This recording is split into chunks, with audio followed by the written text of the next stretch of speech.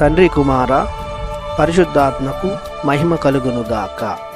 ఈనాటి జీవవాక్యం. ఎవడు నా యందు ఉండునో, నేను ఎవని యందు ఉందునో వాడు అధికముగా ఫలించును. యోహాను శుభవార్త 15వ అధ్యాయము 5వ వచనము. దేవునిచే మిక్కిలిగా ప్రేమించబడుతున్న ప్రియ దేవుని బిడ్డలారా, సహోదరి సహోదరులారా, తండ్రి యొక్క దేవుని నుండి, ప్రభు అయిన యేసుక్రీస్తు నుండి మీకు శాంతియు కరుణయు లభించునుగాక. మానవుడు అన్నవాడు అధికముగా ఫలించాలన్నా, జీవితాన్ని బాగు చేసుకోవాలన్నా, జీవిత లక్ష్యాలను అధిగమించాలన్నా, నూరంతర ఫలాన్ని అనుభవించాలన్నా, తాము చేసే పనిపాట్లలో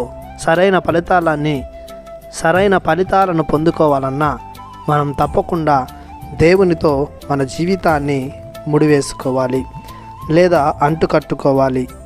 జీవమైన దేవునితో, బలవంతుడైన ప్రభునితో మనం ఉన్నట్లయితే మనమును జీవముతో బలముతో నింపబడతాము.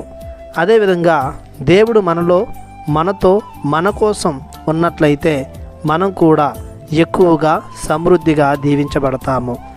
ద్రాక్ష తీగకు రెమ్మల వలె అతుక్కోబడి ఉండాలి. అప్పుడు ప్రభువు ద్రాక్ష తీగ వలె తన రెమ్మలను నూతన జీవాన్ని, ఉత్తేజాన్ని, చైతన్యాన్ని, ఎదుగుదలను, పోషణను దయచేస్తూ ఉంటాడు. ఈ లోకంలో దేనియందు సరైన ఎదుగుదల ఉండదు. ఎదగాలంటే అవినీతి, అన్యాయం చేస్తూ అడ్డదారులు త్రొక్కాలి. కానీ అది మంచి దారి కాదు, అది పాపపు దారి.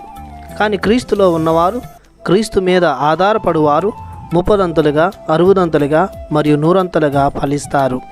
అందుకే క్రీస్తు ప్రభు సర్వ మానవాళిని తనలోనికి ఆహ్వానిస్తూ ఉన్నాడు. తనలో ఉండాలని, తననే సర్వముగా భావించి జీవించాలని ప్రభుని ఉద్దేశం.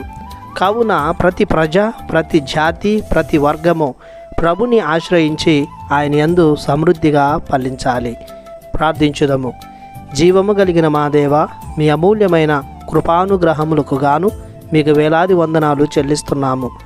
మేము మా దైనందిన జీవితంలో మీ వైపు చూస్తూ, మీ బాటలో నడుస్తూ, మీ యందు జీవిస్తూ మా జీవితాలను అధికముగా ఫలింపజేసుకునే మీ ఆత్మానుగ్రహాలను మాకెల్లప్పుడూ దయచేయమని యేసు పరిశుద్ధ నామంలో ప్రార్థిస్తున్నాము పరమ తండ్రి.